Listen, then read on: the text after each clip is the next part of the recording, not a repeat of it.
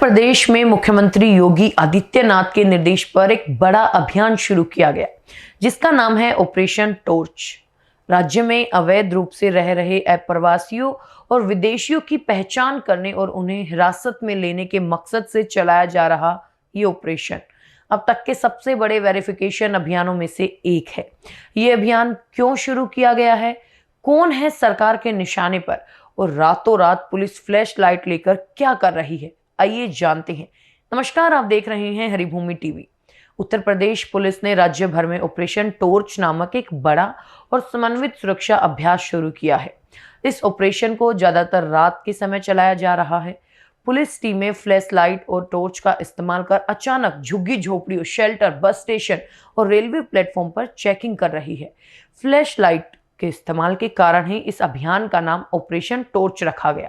ये अभियान सीधे तौर पर अवैध अप्रवासियों की पहचान करने और उन्हें हिरासत में लेने के मकसद से शुरू किया गया। पुलिस उन इलाकों में घर घर जाकर चेकिंग कर रही है जहां बिना दस्तावेज वाले विदेशी नागरिकों के रहने का शक है। अकेले वाराणसी जैसे जिलों में पिछले कुछ दिनों में 500 से ज्यादा संदिग्धों को पकड़ा गया। इसके अलावा मुजफ्फरनगर, सहारनपुर जैसे अन्य जिलों में भी रात भर ये चेकिंग जारी है। सरकार इस प्रक्रिया को मजबूत करने के लिए राज्य के 17 जिलों में बड़े पैमाने पर डिटेंशन सेंटर भी बनवा रही है। इस ऑपरेशन के दौरान पुलिस अधिकारी बहुत बारीकी से दस्तावेजों की जांच कर रहे हैं। वो Aadhaar card, voter ID, ration card, passport और रोजगार की जानकारी जैसे दस्तावेजों की जांच कर रहे हैं। इसके अलावा निवासियों से भारत में उनके आने की तारीख, पिछले पते और आने की तारीखों के बारे में भी पूछताछ की जा रही है।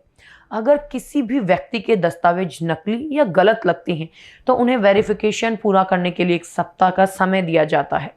एक बार जब उनकी स्थिति अवैध होने की पुष्टि हो जाती है तो उन्हें आगे की कानूनी कार्रवाई होने तक हाई सिक्योरिटी डिटेंशन सेंटर में भेज दिया जाता है। क्योंकि घुसपैठिए अक्सर दिन में छिप जाते हैं, इसलिए तेजी से पहचान के लिए रात में फ्लैश लाइट और पोर्टेबल स्कैनर का इस्तेमाल किया जा रहा है। ये ऑपरेशन मुख्य रूप से बांग्लादेशी नागरिकों, रोहिंग्या शरणार्थियों और अन्य बिना दस्तावेज वाले विदेशी नागरिकों की पहचान करने के लिए शुरू किया गया है। अधिकारियों का दावा है कि कई घुसपैठिए जाली कागजात के जरिए पहचान दस्तावेज हासिल कर रहे हैं और फिर सब्सिडी वाले राशन, पेंशन जैसी सरकारी योजनाओं का गलत फायदा उठाते हैं। इस अभियान का एक बड़ा कारण ये भी है कि ये वर्तमान में चल रहे वोटर लिस्ट संशोधन अभ्यास से जुड़ा हुआ है। अधिकारियों का मानना है कि कुछ घुसपैठिए अवैध रूप से चुनावी लिस्ट में शामिल हो गए, जिससे स्थानीय प्रतिनिधित्व प्रभावित हुआ है और वो असली नागरिकों के हिस्से के सरकारी फायदों का दुरुपयोग कर रहे हैं।